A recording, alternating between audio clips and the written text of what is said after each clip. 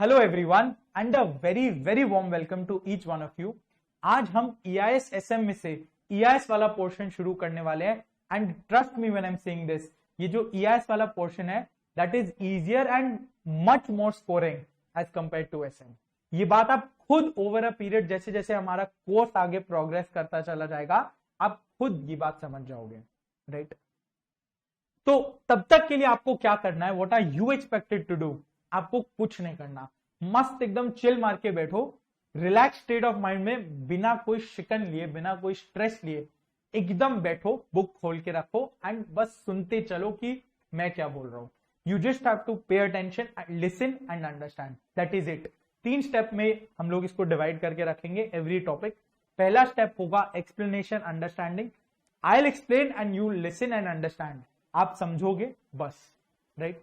बिना समझे हम कुछ भी चीज याद नहीं कर सकते, कुछ भी चीज लिख नहीं सकते, वो बहुत डिफिकल्ट होता है, राइट? नेक्स्ट स्टेप जो आएगा वो है समझना काफी नहीं है, पर अब इंपॉर्टेंट चीज क्या है, एग्जाम में लिखने के लिए हम लोग को कीवर्ड्स चाहिए। तो उसके लिए मैंने क्या किया हुआ है, ICI के मॉड्यूल से सारा कंटेंट लिया है और उसमें से वो कंटेंट को काफी फिल्टर किया है, काफी रिफाइन किया है एंड काफी कीवर्ड्स, आप अगर बुक फ्लिप करोगे आपको दिखेगा बोल्ड कीवर्ड्स हैं। सो वो आपके रेफरेंस के लिए, आपके बेनिफिट के लिए किया हुआ है, ताकि आप जब पढ़ो आपको ऑटोमेटिकली समझ आए कि हम लोग को फोकस किस पे करना है, राइट? और उसका भी टेंशन नहीं लेना है, वो भी हम वापस से मार्क करते हुए चलेंगे जैसे जैसे पढ़ते हुए चलेंगे। And then the third step will be memorization, जो कि बहुत इजी हो जाएगा अगर पहला 2 स्टेप हो गया तो हम एक बहुत सिस्टमैटिक वे में प्रोग्रेस करेंगे, समझेंगे, चीजों को समझेंगे, उनको उनमें से कीवर्ड्स को फोकस करेंगे। अगेन स्मार्ट स्टडीज, तोते की तरह सब कुछ को रटना नहीं है। This is not what EIS SM is. ये नोशन गलत है।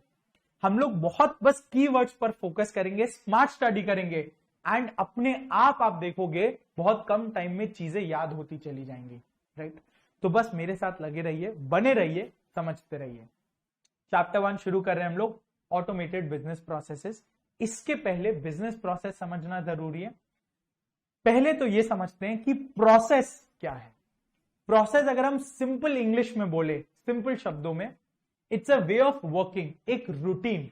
आप जब घर पे रोज सुबह उठते हो एक हलचल सी रहती है, राइट? जहां पे आपकी मम्मी कुछ एक डेडिकेटेड काम कर रही होगी, एवरी डे वो ये काम करेगी।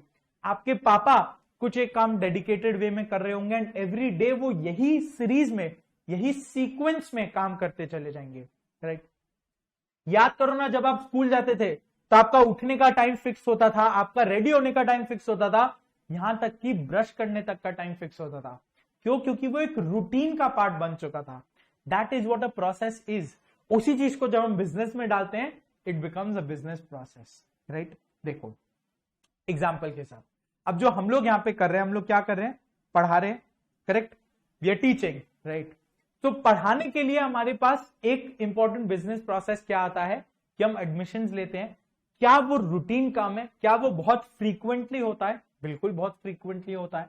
ये लिमिटेड काम तो है नहीं, रोज एडमिशंस चलते जाते हैं, करेक्ट? स्पेशली जब ये ऑनलाइन वर्जन में शिफ्ट हो गया है। अब एग्जाम्पल से समझते हैं कि बिजनेस प्रोसेस क्या है। मैं एग्जाम्पल ले रहा हूं जब लाइव वाला समय है, जब लाइव बैचेस चलती है तब का, करेक्ट? तो इसमें क्या होता है, सबसे पहले आप एज ए स्टूडेंट आओगे, आप स्टूडेंट आओगे एडमिशन लेने के लिए, तो हमने एक आदमी को बैठा के रखा होगा, लेट से इसका नाम देते हैं हम राजू, ठीक है? सो राजू सबसे पहले क्या करेगा, वो आपको एक एडमिशन फॉर्म और टाइमिंग शीट जो होता है वो दे देगा। फिर आपका काम रहेगा, आप उसमें से टाइम शीट देखोगे, अलग अलग बैचेस देखोगे और आपके लिए जो बैच सबसे ज्यादा सूटेबल और कन्वीनियंट रहेगा based on your other tuitions and colleges everything, आप वो बैच को सिलेक्ट करोगे और फॉर्म फिलअप कर लोगे, करेक्ट? फॉर्म फिलअप करने के बाद आप कहां आओगे, आप आओगे रिसेप्शन पे, जहां पे एक दूसरा आदमी, इसका नाम देते हैं रामू। रामू क्या करेगा, पेमेंट कलेक्ट करेगा। पेमेंट कलेक्ट करेगा, आप कार्ड से पे कर सकते हो, चेक दे सकते हो, जो भी है, इलेक्ट्रॉनिक मोड, नो कैश, वो कलेक्ट कर लेगा, राइट? उसके बाद पेमेंट तो हमने ले लिया, अब हम लोग को एक रिसीट देना होगा आपको, that we have collected so much payment, right. तो उसके लिए हम आपको एक इनवॉइस देंगे। अब इनवॉइस देने के लिए एक दूसरा जन रहेगा, इसका नाम देते हैं शामू, ठीक है। तो शामू क्या करेगा, वो आपको आपके नाम पे इनवॉइस बनाएगा और आपको हैंडओवर कर देगा। और साथ ही में एक और फोर्थ पर्सन रहेगा, अब इसका नाम क्या दे, भोलू, इसका नाम हम देते हैं भोलू। तो अब भोलू क्या करेगा, बुक्स और आईडी कार्ड आपको इशू दे देगा, इशू कर देगा, आपका इनवॉइस देखेगा, इसका मतलब उसको मालूम है आपने पेमेंट कर दिया, तो इनवॉइस के बेसिस पे वो बुक्स डिलीवर्ड और आईडी कार्ड पे टिक मार के आपके नाम पे आईडी कार्ड बना के आपको दे देगा, एंड आपको एक सेट ऑफ ये सुंदर से बुक्स आपको दे देंगे, correct. So this is a process, एक well defined series of steps जो लोग फॉलो कर रहे हैं जब जब एक एडमिशन हो रहा है, राइट। तो ये प्रोसेस शुरू कब हुआ, ये प्रोसेस शुरू हुआ इधर से जैसे ही आपने एंट्री मारी हमारे सेंटर में, करेक्ट। और ये प्रोसेस खत्म कब होगा, ये प्रोसेस खत्म होगा जब आप बुक्स और आईडी कार्ड लेके खुश होके एक्साइटेड होके एग्जिट कर जाओगे, तो ये प्रोसेस खत्म हो जाएगा। क्लियर है बात एकदम। सो कुछ नहीं है, यही है एक बिजनेस प्रोसेस। अब एक और चीज समझो, ये जो हमारे 4 एम्प्लॉइज हैं, right, we have 4 employees, Raju, Ramu, Shamu, Bholu, correct. अब ये रोज आते हैं, ये रोज आते हैं, इनका अटेंडेंस लेना बहुत जरूरी है, वरना कौन लेट आ रहा है कौन नहीं आ रहा है ये तो ट्रैक करना बहुत मुश्किल हो जाएगा। जब सैलरी देने का टाइम आएगा मंथ एंड पे, इट बिकम्स वेरी डिफिकल्ट। तो हम क्या करते हैं, एक इस तरह का डेली अटेंडेंस रजिस्टर मेंटेन करते हैं, राइट, जिसमें हम क्या कर रहे हैं, एवरी डे इनका अटेंडेंस रिकॉर्ड करते हैं। जैसे सपोज करो सबसे पहला क्या था, राजू, तो सबसे पहला राजू का नाम हमने लिखा, वो किस समय आया, किस समय लंच पर गया, वगैरह वगैरह। फिर यहां पे उसका सिग्नेचर ऐसा करके रहेगा, यहां पे उसका साइन रहेगा, एंड देन कौन उसका अटेंडेंस लिया, यहां पे उसका साइन रहेगा। नेक्स्ट आएगा रामू, इसी तरह से शामू, एंड इसी तरह से भोलू। तो इस तरह से हम 4 लोगों का अटेंडेंस ले लेते हैं एवरी डे, ताकि ये समझ में आए कौन लेट आ रहा है, कौन टाइम पे नहीं आ रहा, मतलब लेट आ रहा है वही चीज, या कौन आ ही नहीं रहा, कौन छुट्टी मार रहा है, करेक्ट। ये सब चीज हम लोग को मंथ एंड पे समझ आ जाता है। तो उस हिसाब से हम क्या करते हैं, किसका कितना सैलरी कटना चाहिए वो कट करके बाकी का उनको रेमिट कर देते हैं, उनको पे कर देते हैं, राइट। सो यहां पे हमने 2 बिजनेस प्रोसेस का एग्जांपल लिया आपको पूरा चीज समझाने के लिए। क्या, पहला जो हमारे लिए बहुत इंपॉर्टेंट, एडमिशन होना, स्टूडेंट जब आता है एक series of steps carry out करते हैं हम लोग अपने एंड से, ताकि एक वेल डिफाइंड तरीके से स्मूथलेस मैनर में, बहुत स्मूथ मैनर में, सीमलेस मैनर में एडमिशन हो पाए, राइट। आपको भी ज्यादा वेट ना करना पड़े और कोई परेशानी नहीं हो, करेक्ट। और नेक्स्ट हम लोग का एक और बिजनेस प्रोसेस क्या है, जो भी हमारे एम्प्लॉइज है, 4 एम्प्लॉइज, उनका हम डेली अटेंडेंस लेते हैं, करेक्ट। सो कुछ नहीं है, यही एक बिजनेस प्रोसेस होता है, राइट। इधर आओ, क्या है बिजनेस प्रोसेस, देखो page number 2, first topic enterprise business processes, उसके अंदर what is a business process. क्या है business process, it is an activity और सीरीज ऑफ एक्टिविटीज। अब देखो ये जो वर्ड्स है जो हमने बोल्ड किया हुआ है, यही आपको ध्यान में रखना है, सीरीज ऑफ एक्टिविटीज। आप अंडरलाइन कर लो या इस तरह से हाईलाइट कर लो उस पर, जैसा आपका मन आप वैसा कर सकते हो, राइट। इस तरह से उसको हाईलाइट कर लो। It is a series of activities जो एक ऑर्गेनाइजेशनल गोल को अचीव करेगा। जैसे ये पहला, ये वाला जो प्रोसेस था एडमिशन वाला, इसमें हमारा गोल क्या था, हमारा गोल था एडमिशन ज्यादा से ज्यादा आए और लोगों को कोई परेशानी ना हो, स्टूडेंट को कोई परेशानी का सामना ना करना पड़े जब वो एडमिशन ले रहा हो, उसको टाइम टू टाइम हर एक तरह का सपोर्ट मिल सके, correct. That is our organisational goal. और वो ऑर्गेनाइजेशनल गोल को मीट करने के लिए ये जो सीरीज ऑफ स्टेप्स हम कैरी आउट करते हैं, this is a business process. Same चीज इधर, डेली अटेंडेंस जब हम लेते हैं, हमारा ऑर्गेनाइजेशनल गोल क्या है, गोल ये है कि एम्प्लॉय का कोई भी जो उसको ड्यू था, जो मिलना चाहिए था, वो हम नहीं काट ले, एंड जो उसका कटना चाहिए था, जो सैलरी कटनी, जो सैलरी का जो पोर्शन कटना चाहिए था, वो हम उसको पे नहीं कर दे, क्योंकि वो हमारे लिए लॉस है। Correct. So this is a business process, क्योंकि ये क्या है, ये एक सीरीज ऑफ एक्टिविटीज है, सेट ऑफ एक्टिविटीज है, या इसको आप अपने वर्ड्स में भी बोल सकते हो sequence of steps, sequence of steps, right, जो हम कैरी आउट करते हैं एक ऑर्गेनाइजेशनल गोल को अचीव करने में, एक गोल को अचीव करने में, राइट। और ये कैसे बनाया जाता है, ये मैनेजमेंट अपने विजन और मिशन के हिसाब से बनाते हैं। करेक्ट, विजन मिशन को देख के ये बनाते हैं, right. So this is a business process. यहां पे एग्जांपल दिया हुआ है, आपको देख सकते हो, ये वही एग्जांपल है जो हम डिस्कस किया अभी हमने। अब क्लियर। अब क्या हर ऑर्गेनाइजेशन में same business process carry out होता है? हर ऑर्गेनाइजेशन में सेम बिजनेस प्रोसेस है? हर डिपार्टमेंट में सेम बिजनेस प्रोसेस है? बिल्कुल नहीं। तभी तो हमने दो एग्जांपल लिया अलग अलग। अब जब अलग अलग बिजनेस प्रोसेसेस है तो जाहिर सी बात है ना, हर एक ऑर्गेनाइजेशन अपना विजन और मिशन के हिसाब से बिजनेस प्रोसेस बनाएगा। जैसे जो हमारा एजुकेशनल इंस्टीट्यूट है, इसका business process will be much different from a car cleaning company, yeah, that will be much different from a automobile manufacturing company, right? हर एक कंपनी का अलग अलग बिजनेस प्रोसेस होगा जो उसके विजन और मिशन के हिसाब से बना हुआ होगा। करेक्ट। तो इधर आओ, हर एक का अपना अपना बिजनेस प्रोसेस है, पर ब्रॉडली जो स्ट्रक्चर है वो सेम होगा। जैसे क्या स्ट्रक्चर, आपको समझ अगर आ रहा हो क्या स्ट्रक्चर की मैं बात कर रहा हूं।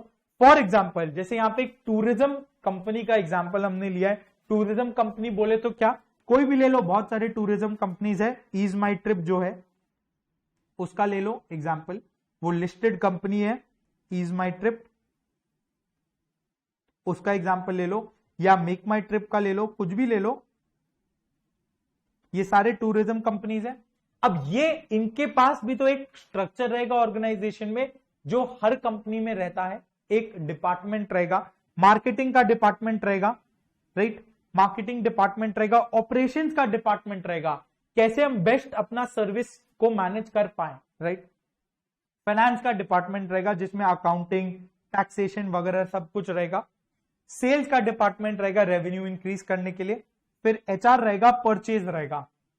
एक जो इंपॉर्टेंट डिपार्टमेंट है जो इसमें मिसिंग है, दैट इज आईटी। आईटी का डिपार्टमेंट आजकल सब में रहेगा। क्लियर। और ये सारे डिपार्टमेंट्स किनको रिपोर्ट करेंगे, एक जनरल मैनेजमेंट को, जनरल मैनेजमेंट को रिपोर्ट करेंगे, जो ये सारे डिपार्टमेंट्स के ऊपर में कंट्रोल करेंगे। करेक्ट। सो क्या इनमें सारा बिजनेस प्रोसेसेस सेम है? हर एक डिपार्टमेंट में क्या बिजनेस प्रोसेसेस सेम है? ऑब्वियसली नहीं, पॉसिबल ही नहीं है सेम होना। अरे हर डिपार्टमेंट का नेचर ही अलग है। तो कुछ बिजनेस प्रोसेसेस होंगे जो काफी इंपॉर्टेंट है एक ऑर्गेनाइजेशन के लिए, और कुछ बिजनेस प्रोसेसेस होंगे जो रेवेन्यू के लिए इंपॉर्टेंट नहीं है पर स्मूथ फंक्शनिंग के लिए इंपॉर्टेंट है, राइट। जैसे फॉर एग्जांपल यहां पे देखो, जैसे हमारे लिए जो दो बिजनेस प्रोसेसेस का बात किया हमने, उसमें से इंपॉर्टेंट बिजनेस प्रोसेस कौन सा है? एडमिशन लेने वाला। एडमिशन लेने पर ही तो जो है वो रेवेन्यू आता है। So that is the most important business process. अब जो डेली अटेंडेंस वगैरह वाला प्रोसेस था, क्या वो नहीं भी करे तो एडमिशन आना बंद हो जाएगा? बिल्कुल नहीं, एडमिशन तो आएगा, बट वो इंप्लॉय का अटेंडेंस फिर हम क्यों कर रहे हैं? जब इंपॉर्टेंट है ही नहीं तो क्यों कर रहे हैं? Just so that things become easier, एक सिस्टमैटिक वे में काम हो सके, एंड लोगों को पता हो कि उनको क्या करना है। वो आए, अटेंडेंस दे, टाइम टू टाइम घर जाए, एक डिसिप्लिन फॉलो हो। और जब डिसिप्लिन रहता है तो एफिशिएंसी आती है, राइट। एक well defined way of working होता है, करेक्ट। उसके लिए वो सेकेंड बिजनेस प्रोसेस था। सो इसी तरह से हर एक ऑर्गेनाइजेशन, कोई भी ऑर्गेनाइजेशन आप ले लो, हर एक ऑर्गेनाइजेशन में इस तरह के फंक्शंस होंगे, राइट। अब इनमें से कुछ तो है जो बहुत इंपॉर्टेंट फंक्शंस है। क्या क्या क्या क्या? जैसे सपोज करो मार्केटिंग, ऑपरेशंस, सेल्स, परचेजेस। अब ये जो है सेल्स एंड परचेजेस, राइट, ये सारे बिजनेस प्रोसेसेस बहुत इंपॉर्टेंट है। क्यों इंपॉर्टेंट है? अरे ये है तो ही तो कंपनी है। अगर आप सेल्स और मार्केटिंग हटा दोगे तो रेवेन्यू कहां से आएगा? ऑपरेशंस परचेज हटा दोगे तो सेल्स कैसे होगा? So these are the most important business processes, या हम इनको अगर बोले तो कोर बिजनेस को ये प्रोसेसेस संभालती हैं। और इनको हम क्या बोलते हैं? इनको हम बोलते हैं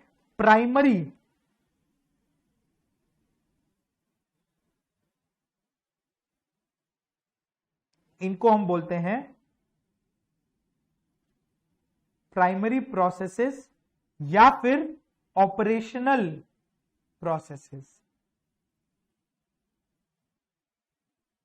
प्राइमरी प्रोसेसेस और ऑपरेशनल प्रोसेसेस। क्लियर? नेक्स्ट, अब बचे हुए कुछ जो फंक्शंस है, जैसे क्या? IT, finance, HR. आपके मन में क्वेश्चन आएगा कि भैया अगर ये इंपॉर्टेंट ही नहीं है तो ये फंक्शन क्यों है? एक चीज समझना, सेल्स बेटर कैसे हो सकता है? जब उसको हम लोग आईटी से लिंक कर दे, यही तो हम लोग पढ़ने वाले हैं।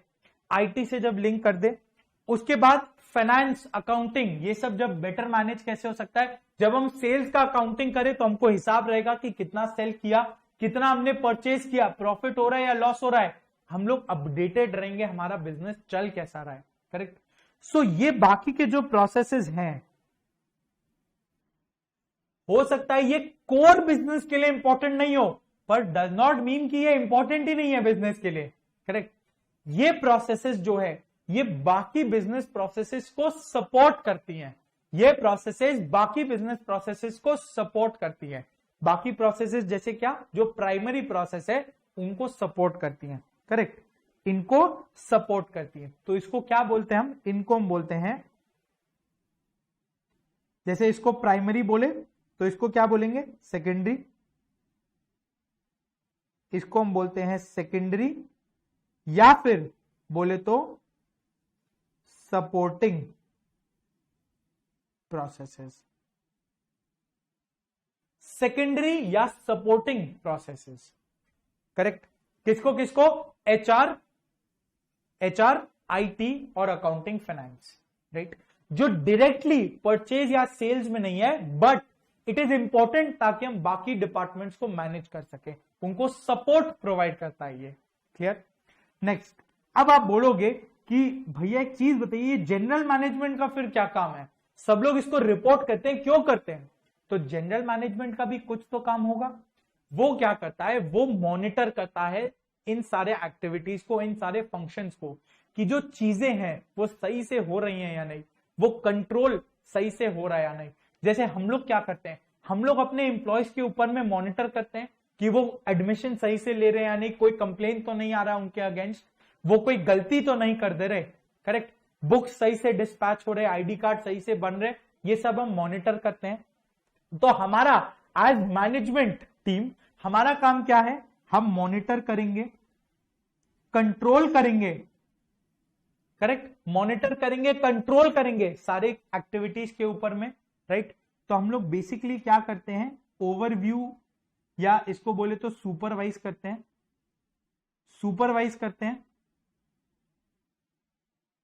करेक्ट? और इसको हम बोलते हैं मैनेजमेंट प्रोसेसेस। इसको हम बोलते हैं मैनेजमेंट प्रोसेसेस। करेक्ट? सो तीन टाइप के बिजनेस प्रोसेसेस होते हैं। देखो क्या क्या, इधर आओ, देखो, categories of business processes, page number 3। इसमें क्या है? 3 टाइप के बिजनेस प्रोसेसेस हैं, ये हमने देखा है। सबसे पहला क्या? सबसे पहला ऑपरेशनल प्रोसेसेस। ऑपरेशनल प्रोसेसेस को हम क्या बोलते हैं? Primary processes. इसको हम बोलते हैं प्राइमरी प्रोसेसेस। अब ये क्या होता है? ये कोर बिजनेस के साथ डील करता है। कोर बिजनेस के साथ डील करता है मतलब प्रोडक्शन एंड सेल्स का काम करेगा। करेक्ट? कोर बिजनेस का काम करता है और कस्टमर को वैल्यू प्रोवाइड करेगा, delivers value to the customer. कैसे? प्रोडक्शन एंड सेल्स से रिलेटेड जो भी एसेंशियल बिजनेस फंक्शंस है ना, एसेंशियल बिजनेस फंक्शंस जैसे प्रोडक्शन एंड सेल्स, ये उनका काम करता है। करेक्ट, उनका काम करता है production and sales. Obviously production में परचेज भी आ जाएगा, production, purchase and sales, correct. So जो भी एसेंशियल बिजनेस प्रोसेसेस है which is the core business of the company, ये वो प्रोसेसेस है, करेक्ट। और ये कस्टमर को वैल्यू ऐड करने में काम आता है। एडमिशन प्रोसेस हमारे लिए कस्टमर को वैल्यू एडिंग है, राइट। अगर हमारा प्रोसेस बहुत बढ़िया है तो उससे कस्टमर को फायदा है, उससे आपको फायदा है, आपका टाइम वेस्ट नहीं होगा सेंटर पे, करेक्ट। सो कस्टमर को वैल्यू ऐड करता है, it provides value to the customer. Next business process क्या है? Supporting process. सपोर्टिंग प्रोसेस उसको हम क्या बोलते हैं? उसको हम बोलते हैं सेकेंडरी प्रोसेसेस। सपोर्टिंग प्रोसेस को हम बोलते हैं सेकेंडरी प्रोसेस। इधर बोला ऑपरेशनल को प्राइमरी, इधर बोलेंगे सपोर्टिंग को सेकेंडरी। क्यों सेकेंडरी या क्यों सपोर्टिंग? नाम में रखा है ना, देखो नाम में रखा है। क्यों बोलते हैं इसको सपोर्टिंग? देखो ना, इसीलिए क्योंकि ये जो हमारे एसेंशियल बिजनेस फंक्शंस थे, कोर बिजनेस जो था हमारा, उनको ये सपोर्ट प्रोवाइड करता है, उनको वो बेटर काम कर पाए, इसी के लिए ये सारे प्रोसेसेस उनको सपोर्ट प्रोवाइड करते हैं, राइट। इसीलिए उनको बैक करता है या उनको सपोर्ट करता है। किसको सपोर्ट करता है? कोर प्रोसेसेस को, राइट। किसको सपोर्ट करता है? ऑपरेशनल प्रोसेसेस या प्राइमरी प्रोसेसेस को। क्लियर है? क्या क्या है इसमें देखो ना, अकाउंटिंग, एचआर और IT. Accounting, HR, IT, basically production sales छोड़ के बाकी सब, correct, other than these, right. अब नेक्स्ट क्या आता है? नेक्स्ट आता है हमारे पास मैनेजमेंट प्रोसेस। अब मैनेजमेंट प्रोसेस क्या है? मुझे थोड़ा साइड हो जाना चाहिए। अब मैनेजमेंट प्रोसेस क्या है? मैनेजमेंट प्रोसेस क्या करता है? मैनेजमेंट वो सुपरवाइज करता है, ओवरसी करता है, ओवरव्यू करता है बाकी सारे प्रोसेसेस को, राइट। तो इसमें क्या करता है? वो मॉनिटर करता है एंड कंट्रोल करता है। किसको? बाकी सारे बिजनेस प्रोसेसेस को, राइट। किसको क्या मॉनिटर कंट्रोल करता है? Other business processes, right. तो इसका एग्जाम्पल क्या हुआ? इसका एग्जाम्पल क्या हुआ? एक बहुत सॉलिड एग्जाम्पल है जो आप इसमें आप पढ़ते भी हो इस चीज के बारे में, बजटिंग। बजटिंग आप कॉस्ट में पढ़े होगे, बजटिंग चैप्टर। उसमें हम क्या करते हैं? पहले हम बजट सेट करते हैं। तो बजट सेट करना किसका काम है? मैनेजमेंट का काम है ना। मैनेजमेंट बजट सेट कर देगा, प्रोडक्शन टीम को दे देगा, सेल्स टीम को दे देगा कि आपको इतना प्रोड्यूस करना है। सेल्स टीम को बोलेगा आपको इतना सेल्स का टारगेट मीट करना है, right. That's how companies function. So ये मैनेजमेंट का प्रोसेस है, ये मैनेजमेंट का काम है बजटिंग करना। वो शुरू में बजट सेट कर देता है और उसके बाद में फिर कंट्रोल करता है और मॉनिटर करता है कि जो बजट हमने सेट किया था क्या वो पूरा हुआ या वो नहीं हुआ, तो क्यों नहीं हुआ, कितने से छूटा, कितने से मिस किया, वगैरह वगैरह, राइट। सो बजटिंग और बाकी के भी एग्जांपल्स हैं, इंटरनल कम्युनिकेशन, स्ट्रेटेजिक प्लानिंग वगैरह वगैरह, करेक्ट है। सो 3 बिजनेस प्रोसेसेस हमने देखा। ऑपरेशनल बिजनेस प्रोसेसेस जिसको हम प्राइमरी प्रोसेस बोलते हैं, उसके बाद सपोर्टिंग प्रोसेस या जिसको हम सेकेंडरी प्रोसेस बोलते हैं, और उसके बाद मैनेजमेंट प्रोसेस जिसको हम और कुछ नहीं बोलते, मैनेजमेंट प्रोसेस ही बोलते हैं, पर उसका काम क्या होता है? वो सुपरवाइज करता है, कंट्रोल करता है बाकी सारे प्रोसेसेस को। क्लियर है? क्लियर एकदम। अब क्या ये 3 प्रोसेस में कोई डिफरेंस नहीं है? अरे ऑफकोर्स डिफरेंस है ना। क्या डिफरेंस है? देखो, अब देखो, पहला चीज जो हमारा ऑपरेशनल प्रोसेस है वो तो हमको मालूम है वैल्यू ऐड करता है। यहां पे देखो ना, लिखा है ना, it ads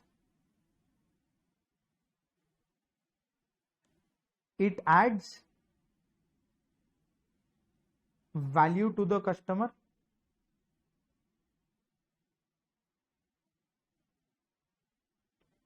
it adds value to the customer लिखा हुआ है ना इधर।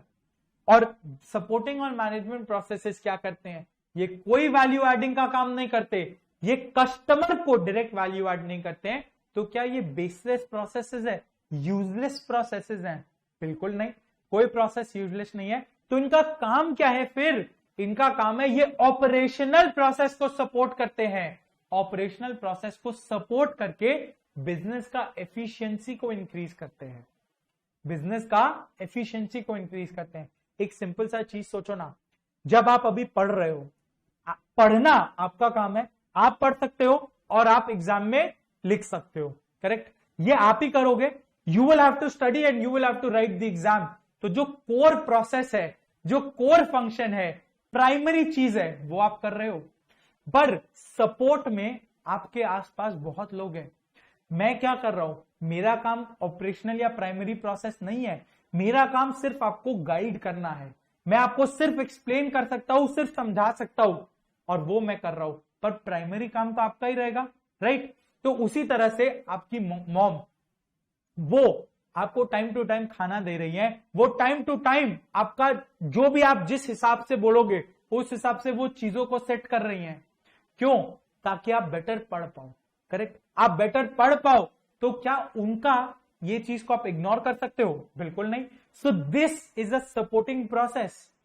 ये किस लिए है? ये आपका एफिशिएंसी को बूस्ट करता है, राइट? सपोज करो ये चैप्टर आप खुद से लेके बैठोगे तो हो सकता है आपको बहुत ज्यादा टाइम लग जाए, पर अगर आप ये मेरे साथ पढ़ लोगे तो एफिशिएंसी बेटर होगा ना। क्यों? Supporting process, correct? तो सपोर्टिंग प्रोसेस, मैनेजमेंट प्रोसेस क्या करता है? ऑपरेशनल प्रोसेस का एफिशिएंसी को बूस्ट करता है। वही तो चीज है इधर, देखो ना। Support process, management process do not provide value to the customers directly, right? वो वैल्यू ऐड कर देता है, पर तो पहला क्या है? कस्टमर वैल्यू, या पहला पॉइंट ऑफ डिफरेंस क्या होगा? Value to customer. ये हमको मालूम है कि क्या support and management processes do not provide value to the customers directly, और प्राइमरी प्रोसेस तो ऑफकोर्स वैल्यू ऐड करता ही है, उसमें कोई डाउट ही नहीं है, ये तो हमने पढ़ा ही है। नेक्स्ट पॉइंट क्या है? पॉइंट 2, एफिशिएंसी का बात।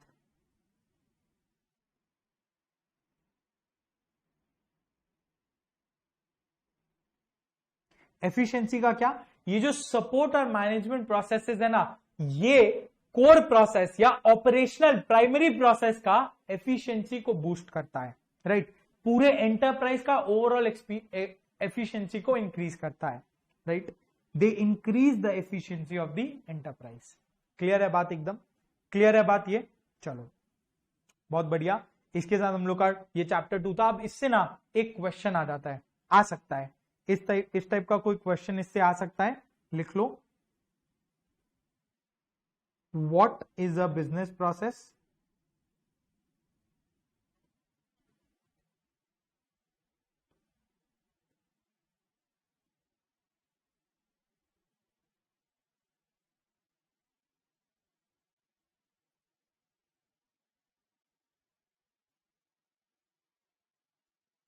What are the categories, या explain the categories of business process?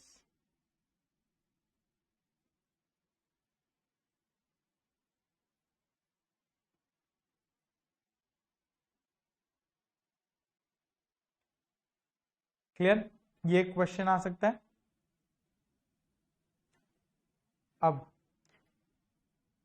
अब एक चीज समझना, इधर आ जाओ। ये जो हमारा बिजनेस प्रोसेस है, तो क्या हम इसको डे वन पे एक बार सेट कर दिए तो काम हो गया हमारा? एज मैनेजमेंट, रंजन सर और मैं, we are the management then. तो डे वन पे हम जब इसको सेट कर दिया हमने, तो क्या हमारा काम हो गया? बिल्कुल नहीं। हमारा डे टू डे में काम क्या रहेगा उसके बाद? जो बिजनेस प्रोसेस को हम डे वन पे हमने सेट किया है, वो चल रहा है, उसको मॉनिटर और कंट्रोल तो हम कर रहे हैं, साथ में उसको ट्राई करके इंप्रूव करते जाना होगा ना।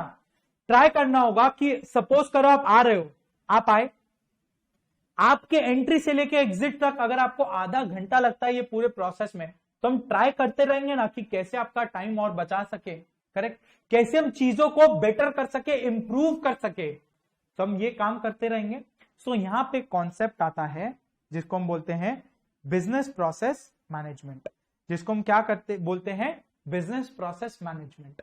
अब ये क्या है, सिंपल सा चीज है, देखो बिजनेस प्रोसेस हमको पता है क्या होता है बिजनेस प्रोसेस, क्लियर। तो यहां पे एक्स्ट्रा वर्ड क्या आया, बिजनेस प्रोसेस मैनेजमेंट। तो मैनेजमेंट को अगर समझ लिया ना, तो ये टॉपिक ऑलरेडी समझ गया। देखो मैनेजमेंट का मतलब होता है कोई भी चीज को बेटर तरीके से सॉल्व करना, फाइंडिंग बेटर वेज ऑफ, या फाइंडिंग बेटर और improved ways of doing things. अब चाहे वो आप बिजनेस प्रोसेस की बात करो, अरे सपोज करो फाइनेंशियल मैनेजमेंट, आप पढ़ के आ रहे हो फाइनेंशियल मैनेजमेंट, इसमें हम क्या करते हैं फाइनेंशियल मैनेजमेंट में, जो भी फाइनेंसेस है, जो भी वेल्थ है, जो भी कैपिटल है, इसको हम ट्राई करते हैं और बेटर तरीके से यूज करने का, बेटर रिटर्न्स जनरेट करने का going forward time to time पे, राइट। सपोज करो इस साल हमने 5% कमाया, वी विल ट्राई कि नेक्स्ट ईयर हम 5 से ज्यादा कमाए, करेक्ट, और बेटर उसको मैनेज कर पाए, that is our job, right. So यही होता है बिजनेस प्रोसेस मैनेजमेंट। इसमें हम कुछ नहीं करते, पर बस ये ट्राई करते हैं कि जो बिजनेस प्रोसेस हमने सेट किया है उसको इंप्रूव करते जाए, उसको इंप्रूव करते जाए। So the key is improve.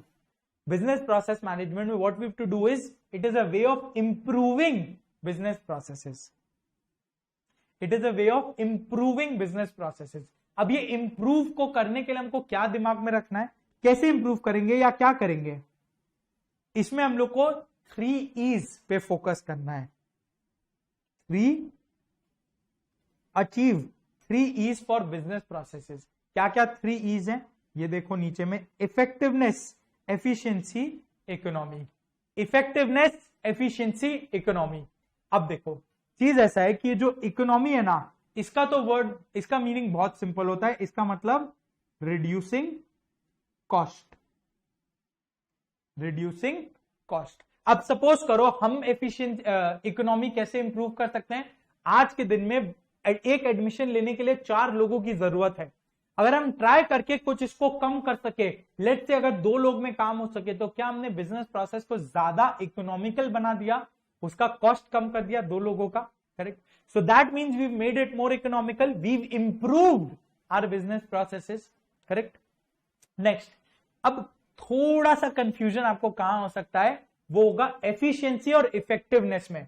लोगों को ना शुरू से ये वर्ड समझ नहीं आता है, वो एफिशिएंसी और इफेक्टिवनेस को सेम मान के रखते हैं, पर एक्चुअल में सेम नहीं है, राइट। एफिशिएंसी जो है दैट फोकसेस ऑन स्पीड, आप कितना फास्ट कोई काम कर सकते हो, correct. So efficiency focuses on speed, या आप कितने एफिशिएंट हो, हम बोलते हैं ना, आप कितना जल्दी कोई काम कर सकते हो। और इफेक्टिवनेस फोकसेस ऑन जो भी काम आप कर रहे हो, क्या आप वो सही से कर रहे हो या नहीं कर रहे हो, right. That is what effectiveness means, right. तो what is effectiveness, effectiveness is doing the job right. Example लेते हैं, सपोज करो ये चैप्टर को पढ़ने के लिए आपको लेट से ऑन एन एवरेज 20 घंटा लगना चाहिए, आपको लगा 15 घंटा क्योंकि आपने अच्छे से समझा हुआ है। So that means you are efficient, that means you are efficient, right. Now दूसरा, सपोज करो 10 घंटा में आपने सल्टा दिया, 10 घंटा में आपने सब पढ़ लिया, तो हम क्या बोलेंगे, you are efficient, you are efficient.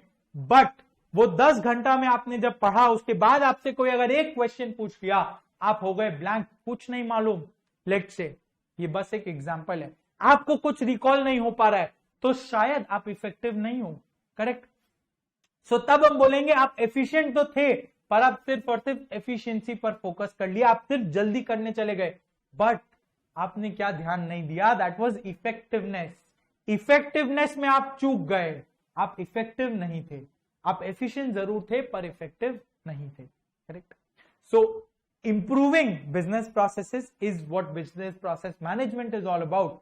उसमें हम करते क्या है, हम 3 E's ऑफ बिजनेस प्रोसेसेस को अचीव करने का ट्राई करते हैं। क्या क्या? Effectiveness, efficiency, economy. क्लियर है बात? एकदम एकदम से क्लियर। चलो अब क्या आता है, ये था बेसिक्स ऑफ बिजनेस प्रोसेस। हमने अभी तक 3 चीजें पढ़ी है। Business process, categories of business process management, correct. Now अब इधर आ जाओ एक बार। अब अगर आप एक चीज देखोगे, यहां पे सब चीज मैनुअली हो रहा है, राइट। आप आए, हमने आपको एडमिशन फॉर्म दिया, आप उसको फिलअप किए, फिर हमने एडमिशन फॉर्म लिया, राइट। इसमें क्या आता है प्रॉब्लम, आप देख रहे हो क्या क्या प्रॉब्लम्स आते हैं इसमें, मैं आपको बताता हूं। जब हम एडमिशन फॉर्म दिया, आपने लिखा, फिर हमने उसको कलेक्ट किया। सो आपने एडमिशन फॉर्म में अपना नंबर एंड ईमेल आईडी भी लिखा है। फिर वो कोई और आदमी होगा जो उसको डेटा एंट्री कर रहा होगा हमारे लैपटॉप पर, राइट। वो लैपटॉप में आपका कॉन्टैक्ट नंबर टाइप किया और ईमेल आईडी टाइप किया। अब इसमें क्या हुआ, यहां पे स्कोप ऑफ एरर आया। क्या आया यहां पे, क्या आया,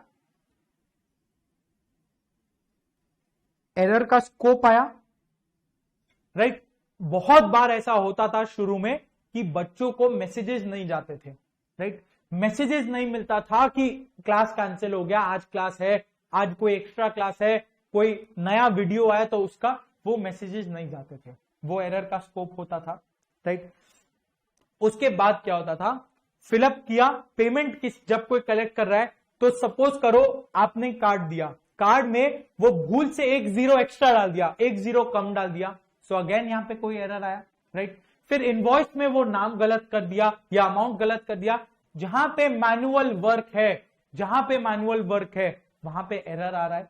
और वो बुक्स जब इशू कर रहा है तो हो सकता है वो ईआईएस का बुक इशू करने की जगह आपको कॉस्ट का बुक इशू कर दिया। अरे भाई इंसान है ना, गलती तो हो ही सकती है उनसे। सो यहां पे जब मैनुअल प्रोसेस हो रहा है, सो ये मैनुअल, यहां पे मैनुअल वर्क हो रहा है, मैनुअल वर्क हो रहा है। अब इसमें एक प्रॉब्लम क्या आ रहा था, एरर आ रहा है, बहुत सारे एरर्स के स्कोप है। दूसरा क्या है, एरर तो है जो है, उसके बावजूद कॉस्ट काफी ज्यादा हो गया, 4 लोगों को रखना पड़ रहा है। आप समझ रहे हो, 4 लोगों का सैलरी कॉस्ट बहुत बड़ा अमाउंट होता है। तो this is a costly process, cost एक कंसर्न है, राइट। तो इसको अगर हम दिमाग लगाए, कुछ सोच विचार करें, तो इन दोनों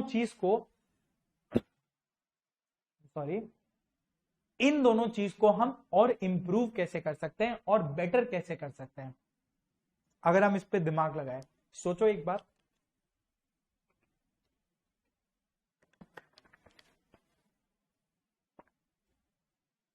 इस चीज को इंप्रूव कैसे किया जाएगा, इसको ऑटोमेट करके। अगर हम यहां पे मैनुअल जो स्कोप आ रहा है फॉर मैनुअल वर्क, अगर हम वो मैनुअल वर्क का स्कोप को खत्म कर दे एंड वी इंट्रोड्यूस टेक्नोलॉजी, कि यहां पे सब काम टेक्नोलॉजी से होगा, तो क्या वो एरर का स्कोप खत्म हो गया। अब रहा बात कॉस्ट का, तो वो एक एनालिसिस करना पड़ेगा। इट डिपेंड्स कि वो टेक्नोलॉजी इंप्लीमेंट जब हम करेंगे, जो भी टेक्नोलॉजी लगाएंगे, सो उसका कॉस्ट क्या पड़ता है, राइट। वो कितना एरर बचा रहा है और उसका कॉस्ट क्या पड़ता है, वो बाद की चीज है। सो अब नेक्स्ट टॉपिक क्या रहा हमारा, बिजनेस प्रोसेस को हम और बेटर कैसे किया हमने, राइट। तो आप आए, जैसे आप आते हो एकदम एक्साइटेड होकर एडमिशन लेने के लिए, आप आ गए। अब आप आए और मांगे एडमिशन फॉर्म, और इस बार हमने आपको एडमिशन फॉर्म नहीं दिया। क्या बोला आपको, बोला आप जाइए www.ranjanperivalclasses.com, और उसी में हमने एक वेबसाइट बना दिया और वहां पे एडमिशन लेने के लिए एक टैब इंसर्ट कर दिया। वहीं पे आप डायरेक्ट एडमिशन वहां पे ले सको, ऐसा हमने सेटअप कर दिया उसी पर। तो फिर क्या हुआ, जो हम एडमिशन फॉर्म पहले देते थे वो अब हम नहीं देंगे। तो आप आए, आपको बोल दिया कि आप ये वेबसाइट खोलिए, इसमें यहां पर जाइए और आप वहां पे बैच सिलेक्ट करने का ऑप्शन रहेगा और आप खुद वो एडमिशन फॉर्म फिलअप कर सकते हो। तो इसमें क्या होगा, आप मोबाइल नंबर टाइप करोगे, ईमेल एड्रेस टाइप करोगे, सब आप सब खुद से फिलअप कर दिए और वहीं पे वो सबमिट का ऑप्शन रहेगा। आपने उसको सबमिट किया तो वो डायरेक्टली हमारे डेटाबेस में स्टोर हो गया, वो डायरेक्टली हमारे डेटाबेस में स्टोर हो गया और हमने उसका प्रिंट आउट ले लिया, बात खत्म। तो यहां पे एक आदमी का काम नहीं रहा, हमने बस आपको बोल दिया कि आप वो वेबसाइट पे जाके फॉर्म भर लीजिए, आपने भर लिया and the job is done, right. तो इसमें फिर क्या हुआ, वो आपने फिलअप किया उसको, उसके बाद सबमिट पे क्लिक किया। जब सबमिट पे आप क्लिक कर दोगे तो उसके बाद जब आप आगे बढ़ोगे तो आपको पेमेंट का पेज दिखा देगा।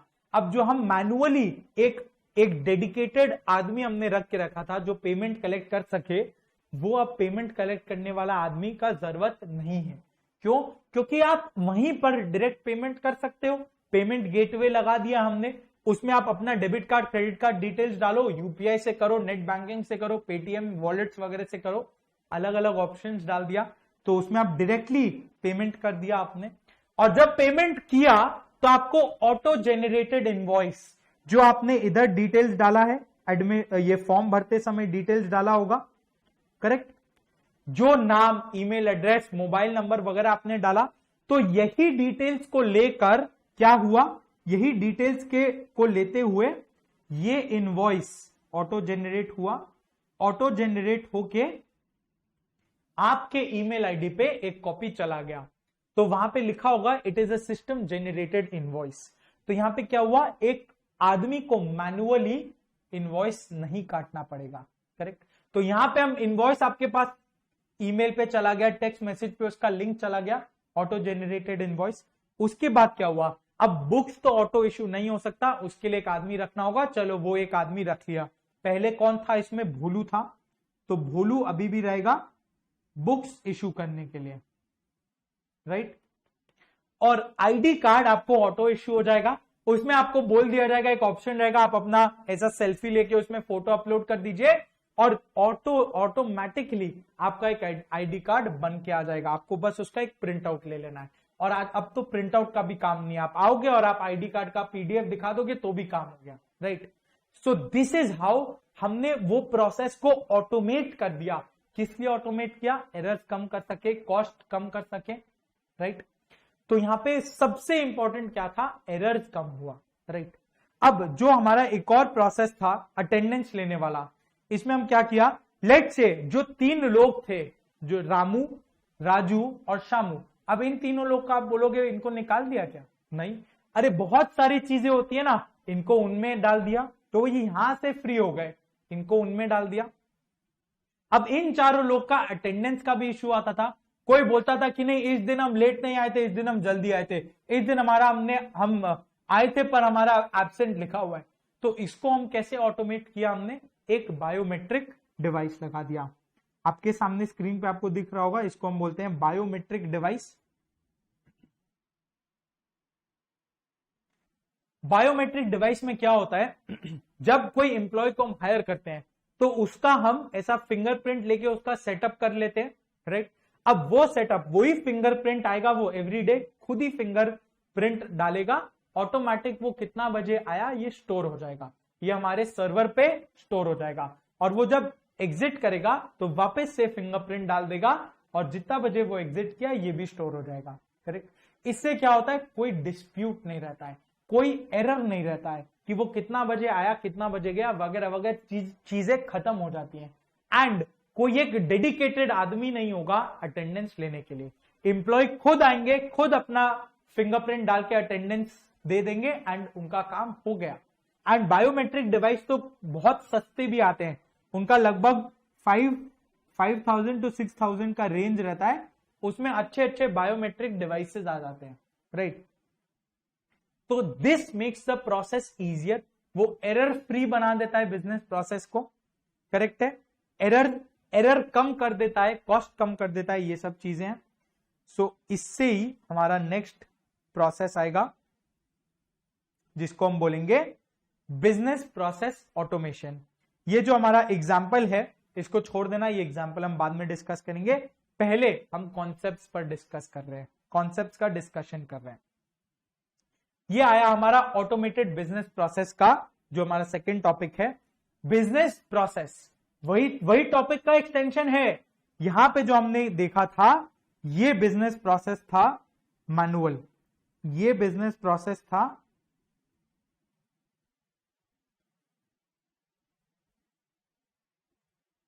Manual,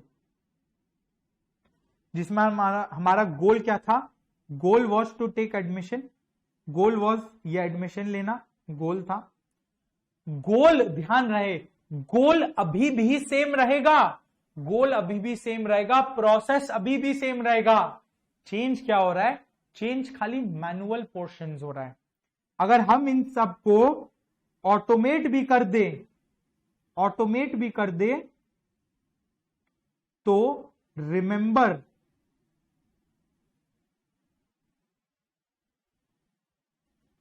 the process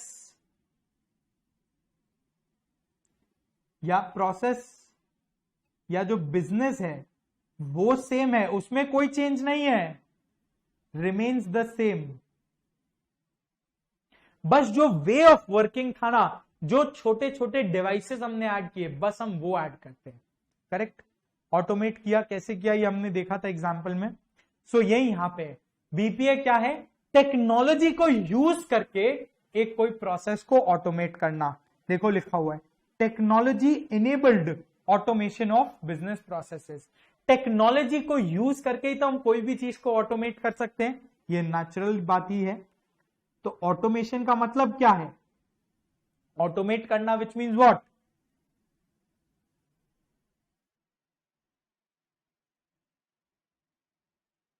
applying technology in business processes.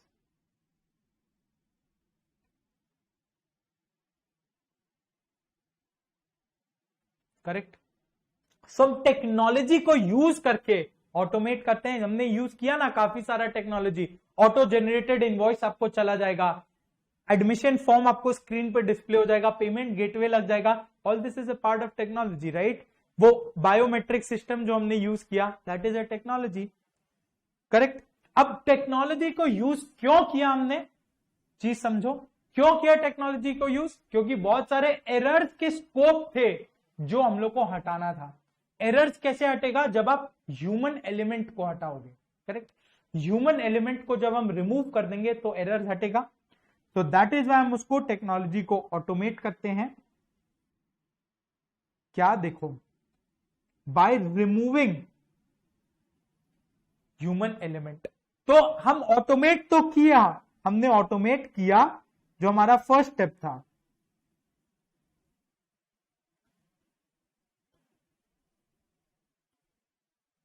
उसके बाद क्यों किया ऑटोमेट, ताकि ह्यूमन एलिमेंट को हटाना है।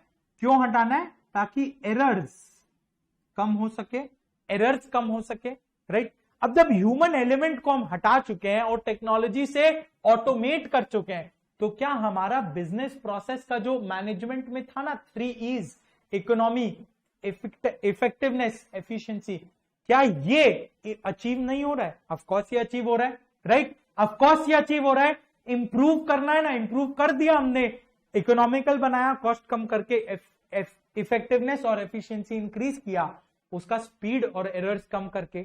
Correct, so therefore removing human element and making the business processes efficient and effectiveness, efficient and effectiveness, clear?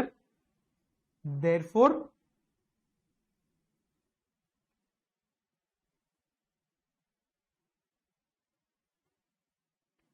achieve 3 E's of BPM. Correct, efficiency, effectiveness, economy, right? So technology enabled automation of business process, क्यों? To remove human element, और उसके बाद क्या होता है, it increases efficiency and effectiveness of the business processes, सब logical steps। अब रहा बात, आप कौन सा प्रोसेस को ऑटोमेट कर सकते हो। आप जो प्रोसेस जिसमें आपका मन करे आप उसको ऑटोमेट कर सकते हो। हमने दोनों को ही किया है, ऑपरेशनल प्रोसेस को भी हम ऑटोमेट किया हमने, प्राइमरी प्रोसेस को, सपोर्टिंग प्रोसेस को भी ऑटोमेट किया, सेकेंडरी प्रोसेस को भी ऑटोमेट किया, राइट। आप जो प्रोसेस, जो मनचाहा प्रोसेस, आप उसको ऑटोमेट कर सकते हो, right. So therefore you can automate what, different functions of company including, देखो जैसे sales, management, operation, supply chain, human resources, information technology etcetera. आप कोई भी टाइप का बिजनेस प्रोसेस को ऑटोमेट कर सकते हो। Various business processes can be automated, correct, correct, बिल्कुल सही। अभी जो रेपिटेटिव और स्टैंडर्डाइज्ड प्रोसेसेस है इसको हम बाद में देखेंगे, ठीक है। एक बात पहले ये देखते हैं कि ये सब हम किए तो इसका बेनिफिट क्या है, क्यों कर रहे हैं हम, what are the objectives of BPA या फैक्टर्स अफेक्टिंग बीपीए सक्सेस। मतलब बीपीए करने से हम लोग को क्या अचीव हो रहा है, what goals are being achieved, या हम बीपीए क्यों कर रहे हैं, ऑब्जेक्टिव्स क्या आ रहा है बेसिकली, राइट। बीपीए के सक्सेस फैक्टर्स। अब इसमें क्या है, 4 points, timeliness, integrity, confidentiality, availability. ये जो 4 पॉइंट्स है ना, ये बहुत जनरल पॉइंट्स है जो आपको बाद में भी मिलेंगे, करेक्ट। तो इसलिए एक बार अच्छे से इधर समझ लेना है, और बाद में जब हम बात करेंगे तो हमको पता होगा what are we referring to, clear. तो देखो, टाइमलीनेस, इंटेग्रिटी, कॉन्फिडेंशियलिटी, अवेलेबिलिटी। पहला हम पढ़ेंगे कॉन्फिडेंशियलिटी।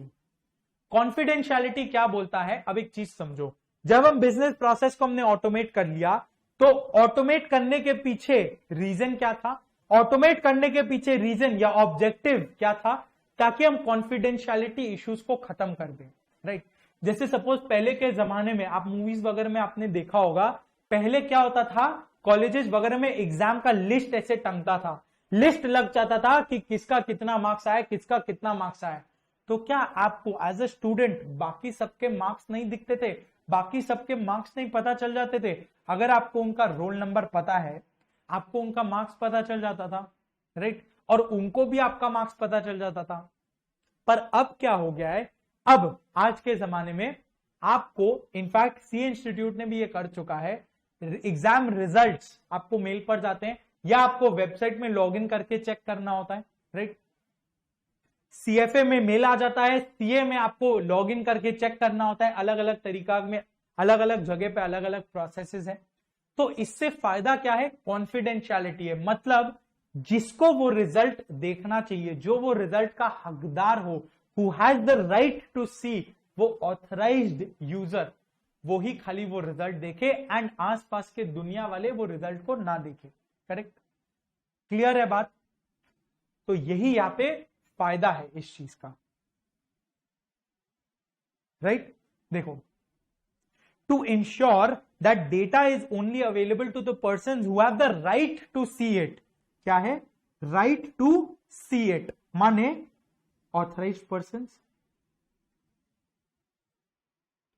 ऑथराइज्ड यूजर्स बोलते हैं हम इसको। तो कॉन्फिडेंशियलिटी ये इंश्योर करता है कि जो ऑथराइज्ड है, who has the right to see the data, वो ही खाली देखे और कोई ना देखे, करेक्ट। नेक्स्ट आया क्या, इंटेग्रिटी। इंटेग्रिटी, अब इंटेग्रिटी क्या बात करेगा, इंटेग्रिटी मतलब सोचो ना, इंटेग्रिटी हम लोग बोलते हैं ना, वो इंटेग्रिटी का इंसान है, ऑनेस्ट है, मतलब यहां पे कोई चोरी वाला बात नहीं है, करेक्ट। यहां पे जो है वो होना चाहिए, करेक्ट। जैसे सपोज करो, कल को अगर ऐसा कर दे कि आपने देखा होगा जब आप एग्जाम रिजल्ट्स व्यू करते हो तो आप क्या उसमें कोई चेंज कर सकते हो? बिल्कुल नहीं, आप उसमें चेंज नहीं कर सकते। हम बैंक अकाउंट जब ऑपरेट करते हैं, सो जब आप बैंक अकाउंट में लॉगिन करोगे तो लॉगिन आईडी और पासवर्ड आप डाल के देख सकते हो, और वो सिर्फ आप देख सकते हो, कोई और नहीं देख सकता। That ensures confidentiality because you are authorised to see it, आप देख सकते हो। पर क्या आप अपना बैंक बैलेंस को ऐसा बैक स्पेस मार के नया बैलेंस डाल के चेंज कर सकते हो? बिल्कुल नहीं, you can not do that, because वो इंटेग्रिटी मेंटेन होगा। जितना बैंक में बैलेंस है उतना ही वो अमाउंट डिस्प्ले होना चाहिए ना। और सिमिलरली एग्जाम में जितना मार्क्स आपको मिला है उतना मार्क्स आपको डिस्प्ले होना चाहिए, वो राइट आपके पास नहीं है कि आप उसको बैकस्पेस मार के ऐसे नया मार्क्स टाइप कर दिया 100 on 100 और आपको वो मिल गया। नो, वैसा पॉसिबल नहीं है। क्यों? क्योंकि वो सिर्फ इंटरनल लोगों के पास वो राइट रहता है। वो क्यों? ताकि डेटा का इंटेग्रिटी मेंटेन रहे। मतलब यहां पे अनऑथराइज्ड अमेंडमेंट्स ना हो। देखो यहां पे अनऑथराइज्ड अमेंडमेंट्स ना हो, अनऑथराइज्ड अमेंडमेंट्स नहीं होनी चाहिए। हम लोग ऑथराइज्ड है सिर्फ और सिर्फ देखने के लिए कि बैंक में कितना बैलेंस पड़ा है, हमारे को कितना मार्क्स मिला है, what are our scores, right. But हम चाह के भी स्कोर को इंक्रीज तो नहीं कर सकते या बैंक का बैलेंस तो इंक्रीज नहीं कर सकते। We are not authorised to do that, right. तो अनऑथराइज्ड अमेंडमेंट्स नहीं हो, ये इंश्योर करेगा बीपीए, करेक्ट। इंटेग्रिटी मेंटेन होना चाहिए। अब उसके बाद आता है सबसे इंपॉर्टेंट पॉइंट, टाइम का। आप जहां पे टेक्नोलॉजी को लेकर आ रहे हो वहां पे इंश्योर होता है टाइम। एक चीज देखना, पहले जब फाउंडेशन रिटन होता था तो चेकिंग में बहुत टाइम लगता था। अब जब सीए फाउंडेशन में आधा एमसीक्यू हो गया, आधा रिटन है, तो रिलेटिवली कम टाइम लगता है। क्यों कम टाइम लगता है? बिकॉज एमसीक्यू में क्या करना है, वो ऐसा टिक मार्क मारना है, सर्कल करना है अच्छे से, और वो सॉफ्टवेयर ऑटोमेटिकली उसको चेक कर देगा। वहां पे ह्यूमन इंटरवेंशन नहीं है। तो जहां ह्यूमन इंटरवेंशन नहीं है वहां पे टाइम बेटर हो जाएगा। जहां एक जन को 100 क्वेश्चन चेक करने में 1 घंटा लग सकता है, वो कंप्यूटर 1 सेकंड में कोड के थ्रू कर सकता है। क्लियर? बिल्कुल क्लियर। तो ये क्यों? टाइम कम करना है और हम लोग को ये इंश्योर करना है कि वो टाइम टू टाइम अपडेट होता रहे। तो टाइम के लिए 2 पॉइंट है। एक क्या? अवेलेबिलिटी। अब अवेलेबिलिटी में देखो क्या लिखा है, to ensure data is available whenever it is required. ये राइट टाइम जो है ना ऊपर में, वो आप काट दो, इसमें रहेगा data is available at all times. हर समय डेटा अवेलेबल होना चाहिए। जब आपका मन करे आपको देखना हो, वो अवेलेबल होना चाहिए, करेक्ट। इसीलिए आप देखो, आप बैंक अकाउंट में आप कभी भी लॉग इन कर सकते हो। वो आप अगर आप 24 घंटे में कभी भी लॉग इन करो, आपको आपका बैलेंस दिख जाएगा। आप कभी भी उसमें ट्रांजैक्शन कैरी आउट कर सकते हो, अनलेस वो पहले ही कोई मैसेज दे दे कि इस बीच में 2-3 घंटे, वो भी यूजुअली रात को एकदम 12 बजे से 3-4 बजे तक हमारा कोई मेंटेनेंस एक्टिविटी चलेगा बैंक में और आप लॉग इन नहीं कर सकते। अनलेस बैंक की तरफ से ऐसा कोई मैसेज आए, आप एकदम से कोई भी समय में 24 घंटे में कभी भी लॉग इन करके कोई भी ट्रांजैक्शन कैरी आउट कर सकते हो। Availability, always available at all times, right. और टाइमली क्या है? टाइमलीनेस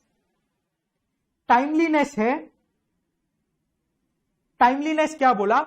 ये इंश्योर करता है कि वो सही समय पे अपडेट हो जाए। Data is available at the right time, right, updated at the right time, that is ASAP, as soon as possible. अब बैंक में आप चेक करो, अगर आप IMPS ट्रांजैक्शन कैरी आउट करते हो, IMPS ट्रांजैक्शन, ये सब हम चैप्टर 5 में पढ़ेंगे क्या है, ठीक है। IMPS मतलब इमीडिएट, आप तुरंत कोई ट्रांजैक्शन कैरी आउट करते हो तो आप देखोगे बैंक स्टेटमेंट में तुरंत डेबिट हो गया और सामने वाले के अकाउंट में तुरंत क्रेडिट हो गया, तुरंत उसमें रुपया आ जाता है, रिसीव हो जाता है। पर वही अगर हम NEFT करते हैं तो आपके बैंक स्टेटमेंट से डेबिट तो तुरंत हो जाएगा, पर सामने वाले के अकाउंट में क्रेडिट होने में वो 1 घंटा का समय लगता है। क्यों? क्योंकि ये अलग अलग फीचर्स है। IMPS में चार्ज कटता है, इसीलिए वो तुरंत अपडेट करके आपको दे देता है। NEFT फ्री है, वो उसका कोई अलग से चार्ज नहीं कट सकता बैंक में, एक सर्टेन लिमिट तक फ्री है, तो इसीलिए वो थोड़ा सा टाइम लेता है क्रेडिट होने में, राइट। बट वो टाइम टू टाइम अपडेट करके देगा। अगर मान लो आज आप लॉगिन करते हो और आपको बैलेंस दिख रहा है 2 महीने पहले का, तो क्या वो बैलेंस आपके कोई काम का है? क्योंकि 2 महीने में तो आप बहुत सारे ट्रांजैक्शंस कर चुके होंगे, करेक्ट। सो इसलिए अगर आप अभी लॉग इन कर रहे हो, आपको अभी तक का बैलेंस अपडेट हुआ हुआ मिलना चाहिए, right. So this is timeliness. 4 points, 4 factors या ऑब्जेक्टिव्स ऑफ डूइंग बीपीए। क्या है? अवेलेबिलिटी, सबसे पहला कॉन्फिडेंशियलिटी, जो ऑथराइज्ड लोग है खाली वही देख सकेंगे। इंटेग्रिटी, कि अनऑथराइज्ड अमेंडमेंट नहीं हो पाएगा, कोई अनऑथराइज्ड चेंजेस आप नहीं कर सकते इसमें। अमेंडमेंट्स का मतलब चेंजेस होता है, अनऑथराइज्ड चेंजेस।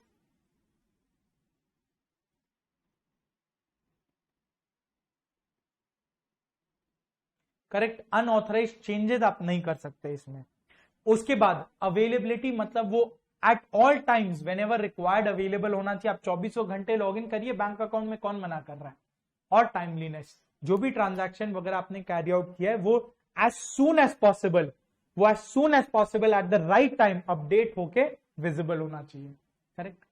सो इसको याद कैसे रखना है, एक न्यूमोनिक इसके लिए मैंने बनाया है, फैक्टर्स अफेक्टिंग बीपीए सक्सेस या ऑब्जेक्टिव्स ऑफ बीपीए। इसको आप याद रखो, बीपीए का टीका बोल के, TICA, टीका। टीका माने कैसे आएगा?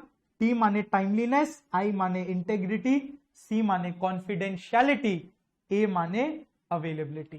Timeliness, integrity, confidentiality, availability, BPA का टीका। करेक्ट है बात? क्लियर है एकदम यहां तक? नेक्स्ट हम आएंगे बेनिफिट्स ऑफ बीपीए। अब बीपीए कर रहे हैं तो जाहिर सी बात है कि कुछ ना कुछ फायदे मिलेंगे, कुछ ना कुछ बेनिफिट्स होगा, राइट। कुछ तो रीजन होगा करने के लिए, राइट। तो वो क्या है, वो रीजंस क्या, सॉरी वो फायदा क्या है, वो बेनिफिट्स क्या है, वो एडवांटेजेस क्या है। करेक्ट, ये वो है। अब यहां पे भी ना एक क्वेश्चन ऊपर का पहले लिख लो, वो पॉसिबल है। क्वेश्चन एक तो ये है, what is BPA, state it's objectives, right. ये आराम से 6 मार्क का क्वेश्चन बन के आ सकता है।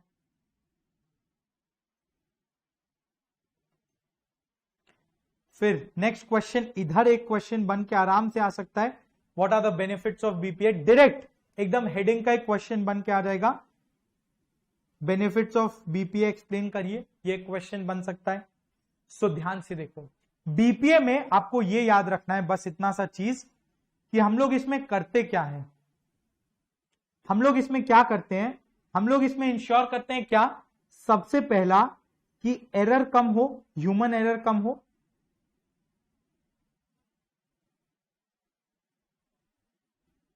ह्यूमन एरर को हम लोग कम कर रहे हैं, वी इंश्योर कि एरर्स कम हो रही हैं, राइट। उसके बाद क्या, एरर कम हो रहा है तो जाहिर सा बात है एफिशिएंसी इंक्रीज होगा। करेक्ट, एरर कम हो रहा है। दूसरा इंपॉर्टेंट पॉइंट क्या है, कॉस्ट कम होना चाहिए। बीपीए का हम इंश्योर करते हैं कॉस्ट कम होना चाहिए, कॉस्ट कम हो रहा है, एरर कम हो रहा है, जाहिर सी बात है एफिशिएंसी विल राइज। तो ये अगर आपको याद है ना बीपीए के बारे में, क्या है BPA, technology enabled automation of business processes. वो क्यों काम आता है, it helps remove human element, वो ह्यूमन एलिमेंट रिमूव करता है, क्यों, ताकि हम एरर्स को कम कर सके, एंड देयरफॉर वो एफिशिएंसी और इफेक्टिवनेस को इंक्रीज करता है। सो सबसे पहला पॉइंट आएगा हमारे पास क्वालिटी। सबसे पहला पॉइंट हमारे पास क्या आएगा, क्वालिटी का। क्वालिटी कैसे लाता है बीपीए। अब बीपीए में क्या होता है, ध्यान से देखो, बीपीए में हर एक प्रोसेस, हर एक एक्टिविटी ऑटोमेटेड है, राइट। ऑटोमेटेड है माने क्या, there is no scope of human error. Human error की यहां पे गुंजाइश नहीं है। ह्यूमन एलिमेंट तो हमने हटा चुका है ना, ह्यूमन एलिमेंट रिमूव किया है, बीपीए का डेफिनेशन में पढ़ा है, इट रिमूव्स ह्यूमन एलिमेंट। तो सीधा सा चीज है, जब आप ह्यूमन एलिमेंट हटा ही चुके हो और जब मशीन्स कर रहे हैं काम, जब ऑटोमेटेड काम हो रहा है, तो जाहिर सी बात है quality will be better, quality will be better and reliable results आएंगे, रिलायबल रिजल्ट्स आएंगे, quality will be better, right. So therefore quality increases, quality increases. तो पहला पॉइंट था better quality, quality consistency. Next point है time saving. अब जाहिर सा बात है, जब आपने ह्यूमन टाइम कम किया है, और हम क्यों ये कर रहे थे, एफिशिएंसी और इफेक्टिवनेस को इंक्रीज कर रहा है। एफिशिएंसी इंक्रीज हो रहा है मतलब क्या, टाइम सेविंग होगा ना, याद रखना एफिशिएंसी को इंक्रीज कर रहा है ये, तो टाइम सेविंग भी तो हो ही रहा है, इसमें टाइम कम लग रहा है आपको एडमिशन लेने में, करेक्ट। कैसे टाइम कम लगेगा, अगेन क्योंकि हम ह्यूमन एलिमेंट हटा दिए तो मैनुअल टास्क यहां पे नहीं आएगा, मैनुअल काम हम लोग को यहां पे नहीं करना पड़ेगा, राइट। देखो, reduces the number of manual tasks of employees, correct, human element is removed, human element is reduced, correct। so therefore जो अब जैसे हमने रामू राजू शामू को क्या किया था, उनको इस प्रोसेस से हटा के कोई और काम में लगाया था ना, वो और वैल्यू एडिंग कुछ काम कर पाए, करेक्ट। सो देयरफॉर जो एम्प्लॉयज को फ्री टाइम कुछ मिलेगा, कुछ फ्री टाइम मिला होगा, उससे वो वैल्यू ऐड करेंगे बिजनेस में, करेक्ट, करेक्ट है बिल्कुल। अब नेक्स्ट पेज में आना एक बार, यहां पे आएगा third point, reduce turn around time. अभी हमने देखा टाइम सेविंग, मतलब कोई भी प्रोसेस को करने में टाइम सेव हो रहा है, माने क्या, जो पहले student entry to student exit, जो पहले student entry to student exit में टाइम लगता था, वो ऑटोमेशन के कारण ये टाइम कम लगेगा, करेक्ट, ये टाइम कम होगा। सो ये जो स्टूडेंट एंट्री टू एग्जिट है ना, इसी को तो बोलते हैं, इसी को तो हम बोलते हैं turn around time, turn around time क्या होता है ये, that is process start to finish, जहां से प्रोसेस शुरू होगा और जब तक वो खत्म नहीं होता एक टर्न अराउंड टाइम रहेगा। शुरू से लेके एंड तक ये जितना भी टाइम इंटरवल लगा, जितना भी समय लगा ये पूरा प्रोसेस को करने में, whatever time it takes from the start of a process till the very end of the process, वो होगा टर्न अराउंड टाइम। जब आपने एंटर किया एडमिशन लेने के लिए और जिस समय आप एडमिशन लेके बुक्स लेके आईडी कार्ड लेके एग्जिट करोगे, वो एक टर्न अराउंड टाइम है, राइट। सो नेचुरल बात है, वो टाइम को कम करना है, तभी तो हम बीपीए करेंगे, वरना क्यों करेंगे। और वो टाइम कम हो गया तो हमारे लिए फायदा है, रिड्यूस टर्न अराउंड टाइम। कैसे किया, एलिमिनेट कर देता है अननेसेसरी टास्क, करेक्ट। और जब वो एलिमिनेट कर दिया अननेसेसरी टास्क तो एफिशिएंसी बढ़ जाएगा, स्पीड बढ़ जाएगा, करेक्ट।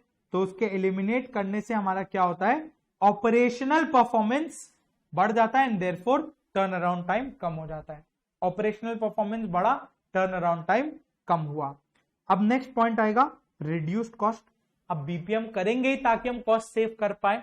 जैसे जो हमने एग्जांपल लिया था उसमें हमने 3 एम्प्लॉयज को इस प्रोसेस से हटा दिया था, मतलब उन तीनों का सैलरी हमारे लिए कॉस्ट सेविंग हुआ ना एक तरह से।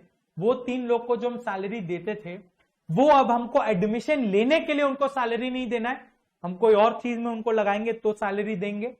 अब इसके जगह पे हम टेक्नोलॉजी को हमने सेटअप किया है, एक वेबसाइट बनाया है और कुछ कुछ वो ऑटोमेटेड इनवॉइस, ऑटोमेटेड पेमेंट्स, ये सब का सेटअप किया है। तो इसका कॉस्ट विल नॉट एक्सीड, इस केस में वो एक्सीड नहीं हो रहा, it will not exceed the cost of 3 employees जो हमने सेव किया है, राइट, राइट। सो देयरफॉर इसमें हम कर क्या रहे हैं, हम रिसोर्सेस को कम कर रहे हैं ना, रिसोर्सेस को कम कर रहे हैं। Automation reduces cost by utilising fewer resources, यही करना है बस। Automation reduces cost by utilising fewer resources. Resources को हम कम कर रहे हैं, number of employees have fallen ना एग्जांपल में हमारा, करेक्ट। In our example number of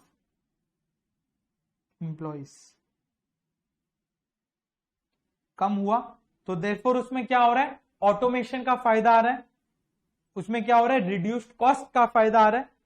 तो 4 पॉइंट अभी तक हमने पढ़ा। सबसे पहला क्या, अरे सोचो बीपीए, सिंपल से पॉइंट्स, बीपीए को जब हमने इंप्लीमेंट किया मतलब ह्यूमन एलिमेंट कम कर रहे हैं, टेक्नोलॉजी लेकर आ रहे हैं, तो जाहिर सी बात है quality will be better, quality better होगा क्योंकि रिलायबल रिजल्ट्स आ जाएंगे, क्वालिटी बेटर होगा, और मैनुअल टास्क कम हो गया, ह्यूमन एलिमेंट हटा दिया हमने, तो मैनुअल टास्क कम होते ही हमारे पास टाइम सेविंग होने लगेगा।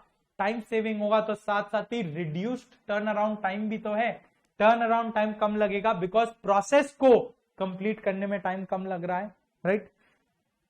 फिर कॉस्ट भी कम लग रहा है बिकॉज हम जो भी हमारा रिसोर्सेज रिक्वायरमेंट था उसको हमने कम कर लिया है, राइट। फिर और क्या है, अब जब ये सब चीजें हो रही हैं, ये सब चीजें हो रही हैं, तो हमारा जो ऑपरेशनल एफिशिएंसी है वो इंप्रूव होगा, जाहिर सा बात है, ऑपरेशनल एफिशिएंसी इज इंप्रूव्ड। हम यही तो डिस्कस कर रहे हैं, ह्यूमन एलिमेंट बढ़ा है हटाया जिसकी वजह से क्वालिटी इंप्रूव हुआ, क्वालिटी इंप्रूव हुआ तो टाइम सेविंग हुआ, कॉस्ट सेविंग हुआ, तो जाहिर सा बात है ना, efficiency effectiveness has improve, right. तो इसमें कुछ पढ़ने का भी नहीं है, सेम चीज है, देखो रिड्यूसेस टाइम, वही चीज है, reduces time, reduces cost, eliminates errors, therefore क्या है, एफिशिएंसी इंक्रीजेस। वही चीज है जो हमने पढ़ा है, बस एक अलग पॉइंट बोल दिया, टाइम कम होगा, कॉस्ट कम होगा, एरर कम होंगे, तो जाहिर सी बात है ना, efficiency will increase, right. Correct है बात। तो ये थे 5 points for benefits of business processes. इसमें 2 पॉइंट और है, पर वो 2 ओवरऑल पॉइंट्स हैं, तो इसलिए उनको हम अलग कलर में मार्क कर लेंगे। Point number 5, visibility. अब इससे क्या हो रहा है, विजिबिलिटी मतलब जब हम बिजनेस प्रोसेस को ऑटोमेट कर देते हैं ना, तो उससे क्या होता है, हर एक चीज रिकॉर्ड हो पा रहा है, हर एक चीज जब रिकॉर्ड हो पा रहा है तो हर एक चीज का स्टेटस दिखता है।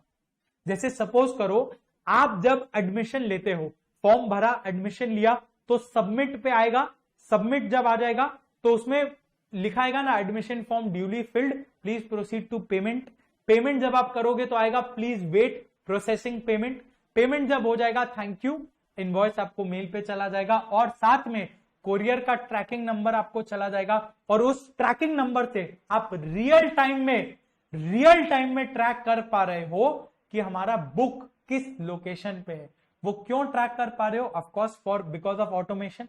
अगर हम उसमें टेक्नोलॉजी यूज नहीं करेंगे तो क्या आप ट्रैक कर पाओगे कि आपका बुक किधर है। Amazon से आज आप कोई भी पार्सल अगर ऑर्डर करोगे तो आप उसमें ट्रैक कर सकते हो इजीली कि आज शिप हुआ, अभी पैक हुआ सबसे पहले, फिर शिप हो चुका, और कब एक्सपेक्टेड डिलीवरी है, राइट। वो कैसे हो रहा है tracking, because everything is linked with technology, right. अगर मैं सप्लायर हूं Amazon पे, मैंने जब सप्लाई किया, पैकेज को रेडी कर दिया, तो Amazon का जो पोर्टल होगा उस पर मैंने वो अपडेट कर दिया कि package is ready to be picked up. Amazon का कोई बंदा आएगा, डिलीवरी एजेंट आएगा, वो पिकअप करके ले जाएगा, वो अपडेट कर दिया पैकेज हैज बीन, और वो जब लेके जाएगा फिर वो शिप कर देगा, तो अपडेट कर देगा पैकेज इज शिप। तो आप अपने घर पे बैठे बैठे माय ऑर्डर्स में जाके ट्रैक कर पाओगे कि अच्छा पैकेज इज शिप, कब डिलीवर होने वाला है, ये सब चीजें आप ट्रैक कर पाओगे। Why is it possible, because of business process automation. तो ये जो है ना, ये विजिबिलिटी देता है। विजिबिलिटी मतलब आप सब कुछ ट्रांसपेरेंटली देख सकते हो। It provide the status report of क्या काम हो चुका है और क्या काम हो रहा है, प्रोग्रेस बता देता है आपको, राइट। करेक्ट है ना बात। तो इसमें सीधा सीधा यही है, इट, एक लाइन लिख लो बस, it provides a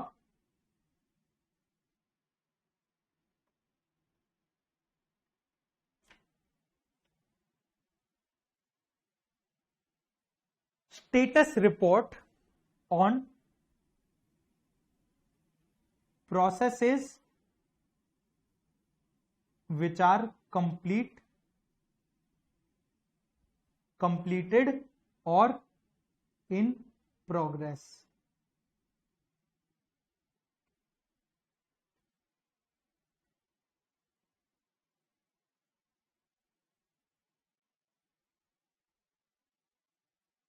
and last में पॉइंट आया गवर्नेंस एंड रिलायबिलिटी।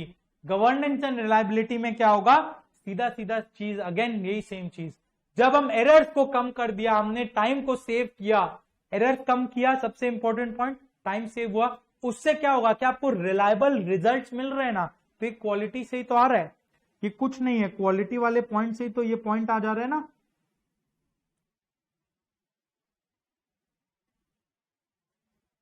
करेक्ट। तो इससे क्या हो रहा है, users can rely on business processes. Correct. और बोल सकते हैं कि हाँ इस कंपनी के बिजनेस प्रोसेसेस रिलायबल है, आपको टाइम टू टाइम अपडेट मिलता है, तो आप बोल सकते हो ना Amazon इज रिलायबल, ऐसा आप बोलते हो। Correct. So this is governance and reliability. Right. तो क्या क्या पॉइंट्स हमने पढ़ा, सबसे पहला क्वालिटी इंक्रीज करता है, ये quality, time saving, reduced turn around time, उसके बाद रिड्यूस्ड कॉस्ट, उसके बाद improved operational efficiency, operational efficiency improve होता है, एंड फिर दो नॉर्मल पॉइंट्स, पहला visibility, governance and reliability. Clear एकदम, यहां तक क्लियर। नेक्स्ट पेज 6 में हम आ रहे हैं, चैलेंजेस इन्वॉल्व्ड इन बीपीए। अब देखो हर एक चीज के प्रोज भी होते हैं, फायदे भी होते हैं, एडवांटेजेस भी होते हैं, तो उनके नुकसान भी होते हैं कुछ। राइट। उनके कुछ तो लॉस भी होंगे, कुछ डिसएडवांटेजेस भी होंगे, कुछ चैलेंजेस फेस करना पड़ेगा आपको। वो क्या चैलेंजेस फेस करना होगा, ये अब हमारा नेक्स्ट टॉपिक है जो हम देखते हैं। आ जाओ, नेक्स्ट टॉपिक क्या है, इधर देखो, चैलेंजेस इन्वॉल्व्ड इन बीपीए। अब इससे भी एक आराम से क्वेश्चन बन सकता है, छोटा सा, let's say 4 marks 4 points. What are the challenges you face while implementing BPA. Right. कुछ भी चैलेंजेस से अराउंड, बीपीए का चैलेंजेस के अराउंड कोई भी क्वेश्चन बन के आ सकता है इससे। करेक्ट। अब चीज ऐसा है, देखो क्या आप हर एक चीज को, हर एक प्रोसेस को आप ऑटोमेट करोगे, हर एक प्रोसेस को ऑटोमेट करोगे? सोच के देखो, हर एक प्रोसेस को ऑटोमेट करना सेंस बनता है। अब चलो हम रेगुलर प्रोसेस को तो ऑटोमेट कर देंगे, हम रेपिटेटिव प्रोसेस को तो ऑटोमेट कर देंगे जो रेगुलर हो रहा है।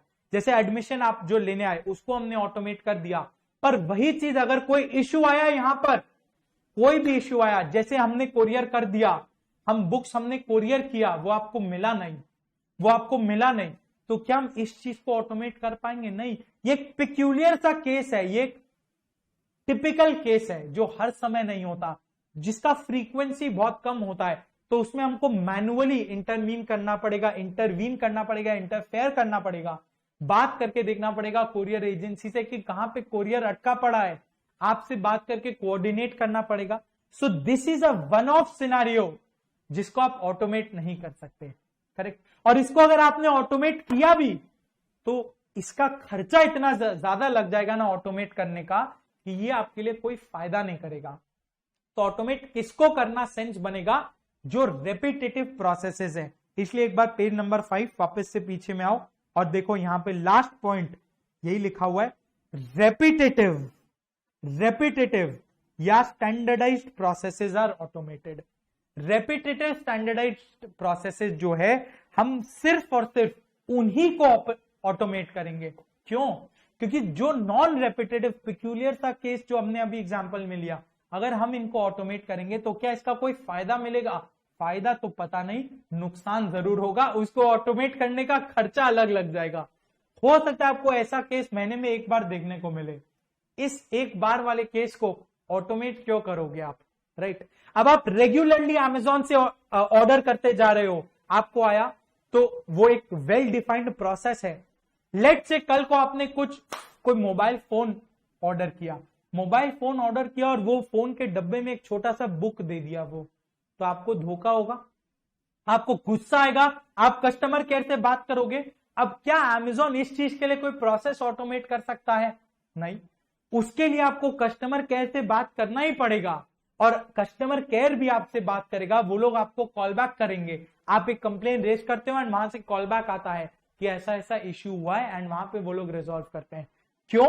क्योंकि ये इसका फ्रीक्वेंसी बहुत कम है, राइट, एज कंपेयर टू जो नॉर्मल प्रोसेसेस हुए। तो वही यहां पे बोल रहा है, अगर कोई ऐसा प्रोसेस को आपने ऑटोमेट कर दिया जो रेपिटेटिव नहीं है, उससे आपको कोई फायदा नहीं मिलेगा। तो सिर्फ ऐसा प्रोसेस को ऑटोमेट करने जाओ जिससे फायदा मिले। अब हो सकता है कहीं पे ऐसा लगे कि इसको ऑटोमेट करके फायदा मिलेगा, पर नहीं मिला, तो ये भी हो सकता है ना। वो होता है एक redundant process. That is what is a redundant process. इसको हम बोलते हैं ऑटोमेटिंग रिडंडेंट प्रोसेसेस। मतलब जो रिडंडेंट है, वो काम के नहीं है, वो ज्यादा वैल्यू क्रिएट नहीं करते, हम उनको ऑटोमेट करके छोड़ दिए। जैसे कोरियर में कोरियर के कारण कुछ अगर इश्यू आ रहा है तो हम उसको ऑटोमेट करके छोड़ दिए, वो गलत है, वो हमारे काम का नहीं है, बल्कि वो और ज्यादा इश्यू क्रिएट कर सकता है, करेक्ट। तो उसको हम ऑटोमेट नहीं करेंगे। तो वही प्रोसेसेस को ऑटोमेट करना है जो नेसेसरी है एंड जो वैल्यू को क्रिएट करे। अगर हम बिना ये सोचे हुए कर दिया हमने ऑटोमेट, तो वो एक दिक्कत है, रिडंडेंट प्रोसेसेस को ऑटोमेट कर दिया। तो यहीं पे यहां पे यही लिखा है, देखो, at times organisations start automating processes without considering क्या वो नेसेसरी है या वो वैल्यू क्रिएट करेगा या नहीं करेगा, करेक्ट। वो इसको कंसिडर ही नहीं करते, right, not considered at times.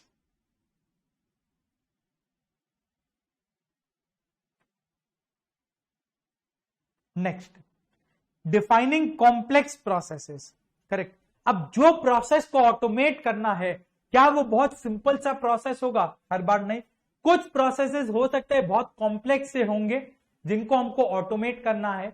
तो वो कॉम्प्लेक्स प्रोसेस को ऑटोमेट करने के लिए हमको पूरा प्रोसेस को समझना पड़ेगा, जिसमें टाइम देना पड़ेगा। तो एक डिफिकल्ट टास्क है, यहां पे एक चैलेंज आएगा वो प्रोसेस को समझने में, करेक्ट। सो कॉम्प्लेक्स प्रोसेसेस को समझना वो एक चैलेंजिंग काम है, वो डिटेल्ड अंडरस्टैंडिंग उसमें चाहिए, और उसको री इंजीनियर अगर हम करेंगे, री इंजीनियर हटाओ, उसको समझने में सिग्निफिकेंट अमाउंट ऑफ टाइम देना पड़ेगा, राइट। और कई बार ऐसा भी होगा कि बिजनेस प्रोसेस को आपको मॉडिफाई करके ऑटोमेट करना पड़ेगा, तो उसमें बहुत टाइम इन्वॉल्वमेंट जाएगा और उसका आपको पूरा अंडरस्टैंडिंग लेना पड़ेगा, जिसमें अगेन टाइम इन्वॉल्वमेंट जाएगा, राइट। सो कॉम्प्लेक्स प्रोसेस को समझने में टाइम लगता है। नेक्स्ट, दो प्रोसेसेस से रिलेटेड कोई रिडंडेंट प्रोसेस होगा, उसको ऑटोमेट किया तो चैलेंज आएगा कि वो फायदा नहीं करेगा। उसके बाद कोई कॉम्प्लेक्स प्रोसेस है तो उसको समझने में टाइम ज्यादा जाएगा। थर्ड, ये दो सिमिलर पॉइंट्स हैं। थर्ड क्या आया? Staff resistance. अब जहां ही आप टेक्नोलॉजी को लेकर आ रहे हो, ऐसा अब ये एक रेकरिंग न्यूज है ना, ये एक रेकरिंग थ्रेट है क्या कि AI, artificial intelligence, robots are taking over human lifes, वो जॉब्स के लिए थ्रेट है।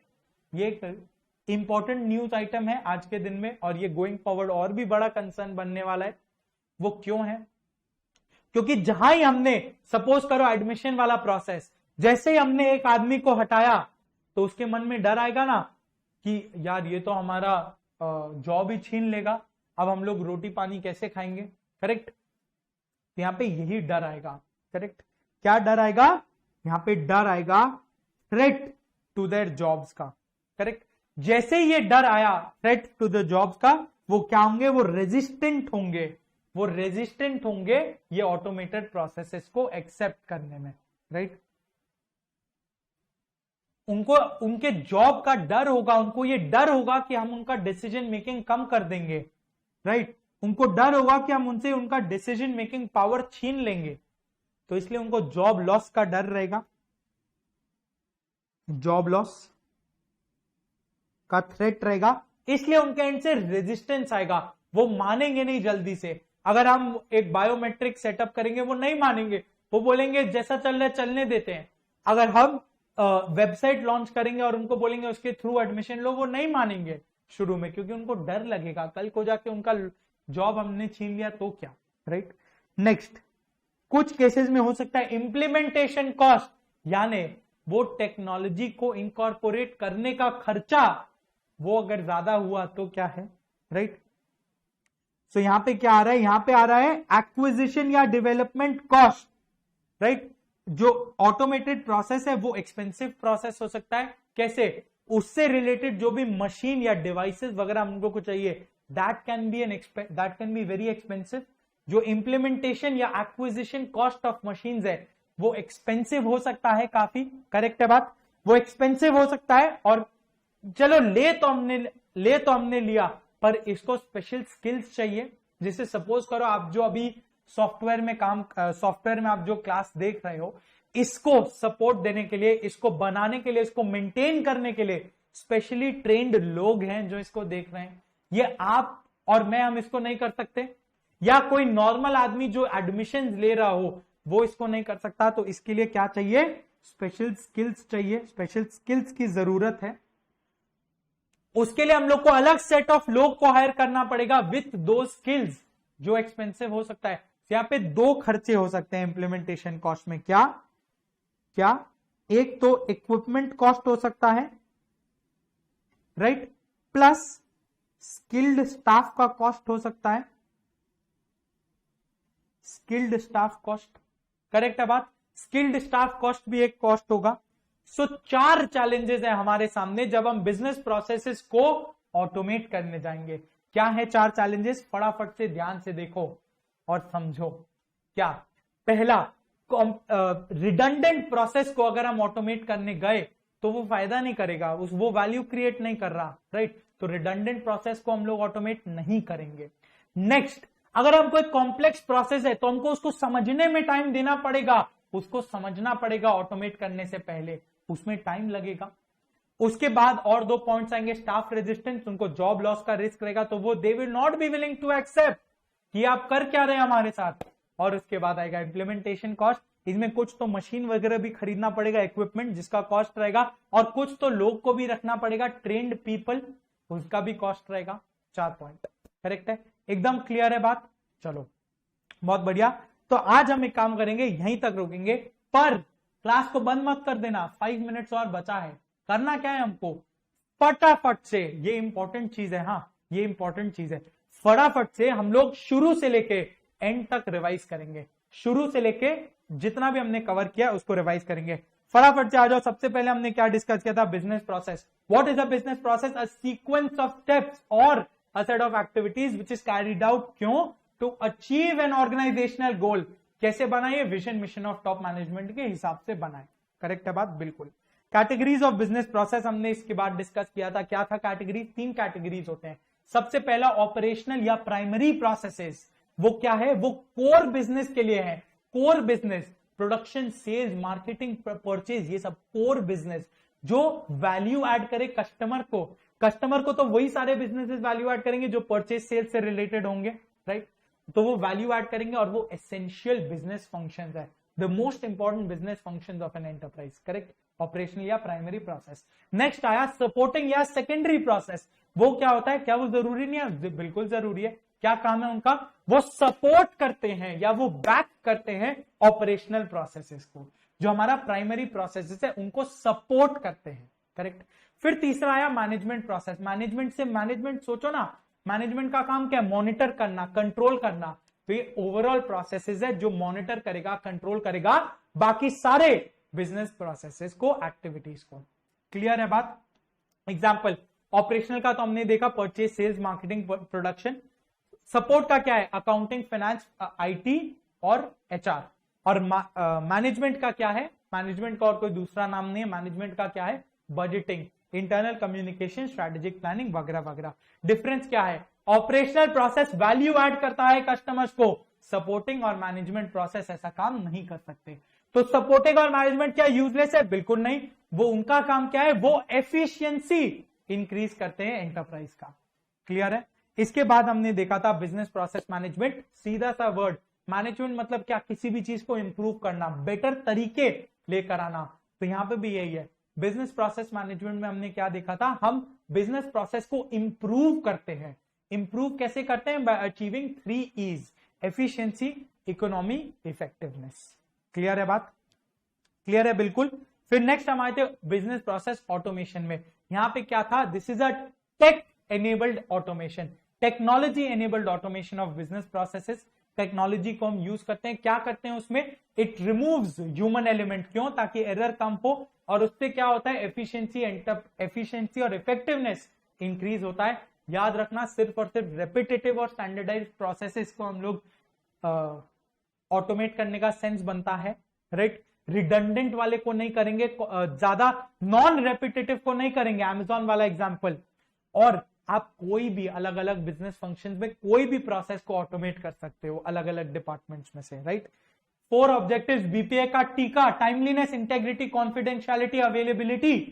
बीपीए के एडवांटेजेस, बेनिफिट्स, सबसे पहला याद रखना, ये चीज से ऐसे ही सीक्वेंस में आपको पढ़ना है। हाँ, याद रखना क्या, बीपीए से क्या होता है, एरर कम होता है, ह्यूमन एलिमेंट हटता है, तो उससे क्या होगा, क्वालिटी इंक्रीज करेगा, क्वालिटी कंसिस्टेंसी इंक्रीज करेगा।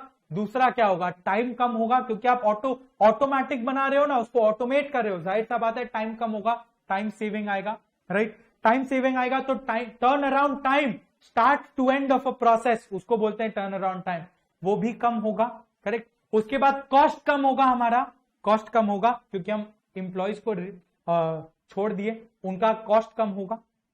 कॉस्ट कम हुआ तो फिर क्या होगा, ऑपरेशनल एफिशिएंसी आया ना, कॉस्ट कम हो रहा है, टाइम कम हो रहा है, रिलायबिलिटी ज्यादा आ रहा है, तो इससे एरर्स कम हो रहे हैं, तो जाहिर सा बात है operational efficiency will increase. 5 point done. 2 point SIM थे, विजिबिलिटी बनता है, स्टेटस रिपोर्ट्स प्रोवाइड करेगा, और क्या आएगा, रिलायबिलिटी एंड गवर्नेंस। चैलेंजेस में 1 पॉइंट और 4 पॉइंट्स क्या क्या थे चैलेंजेस में, फटाफट से बोलो। 2 प्रोसेसेस के पॉइंट्स, क्या, रिडंडेंट प्रोसेस को ऑटोमेट करने का कोई फायदा नहीं है, वो वैल्यू ऐड नहीं करेंगे। रिडंडेंट मतलब क्या, जो वैल्यू ऐड ना करे, नॉन रिपीटेटिव प्रोसेसेस एक तरह से। दूसरा, जो कॉम्प्लेक्स प्रोसेसेस होंगे उनमें आपको टाइम देना पड़ेगा समझने के लिए, टाइम देना पड़ेगा, जो टाइम टेकिंग प्रोसेस है उसको समझना पड़ेगा, राइट। और 2 अलग पॉइंट्स क्या थे, एक स्टाफ का रेजिस्टेंस आता था, जॉब थ्रेट आएगा, और नेक्स्ट में क्या था, इंप्लीमेंटेशन कॉस्ट। उनको लगेगा ये कॉस्ट हो सकता है इंप्लीमेंटेशन कॉस्ट में 2 पार्ट, इक्विपमेंट का कॉस्ट और स्पेशल स्किल्स का स्टाफ कॉस्ट आएगा, 2 कॉस्ट, करेक्ट। तो यहीं पे हम इसको स्टॉप कर रहे हैं, नेक्स्ट क्लास यहां से कंटिन्यू करेंगे। और नेक्स्ट क्लास शुरू करने से पहले, जब आप अगले दिन नेक्स्ट क्लास शुरू करोगे, आपको क्या करना है, जिस तरह से लास्ट में हम 5 मिनट में हमने समराइज किया, उसी तरह से आपको जोर से लाउडली बोल के बस ये बोल्ड पॉइंट्स जो हेडिंग्स है, अंदर के 1-2 वर्ड्स, बस उसको बोलते हुए चलना है। उससे क्या होगा, आपको एफर्ट नहीं डालना पड़ेगा मेमोराइज करने में। क्लियर है ना बात। तो बस यहीं पे आज रुकते, नेक्स्ट क्लास यहां से आगे लेके जाएंगे। Tata, bye bye.